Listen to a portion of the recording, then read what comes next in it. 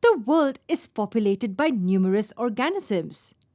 There are so many of them that even counting all is practically impossible.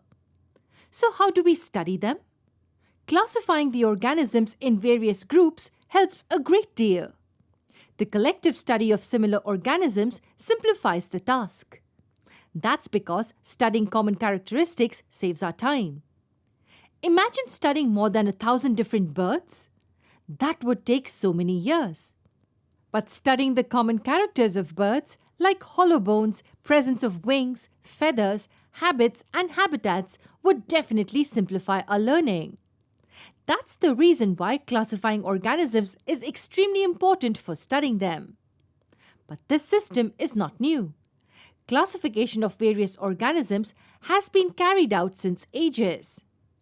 Aristotle tried to classify organisms into two major classes: plants and animals.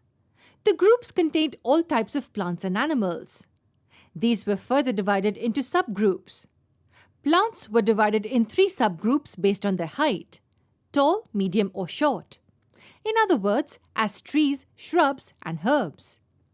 Animals, on the other hand, were classified on the basis of their habitat as living on land, living in water, or those able to fly in air. This system was simultaneously supported by Carl Linnaeus, who also developed the two-kingdom classification system. He as well classified organisms into kingdom Plantae and kingdom Animalia. However, he studied further to divide the kingdoms into 5 more levels. A system consisting of class, order, genus, species, and variety. Both these systems helped in their own way to classify the various organisms known then. However, with time, as newer organisms were discovered, it was getting difficult to place them in these two groups. Where do you think prokaryotic organisms should be placed? Characteristics like structure, presence of cell wall, mode of nutrition, habitat, and so many other parameters raised several questions which remain unanswered with these systems.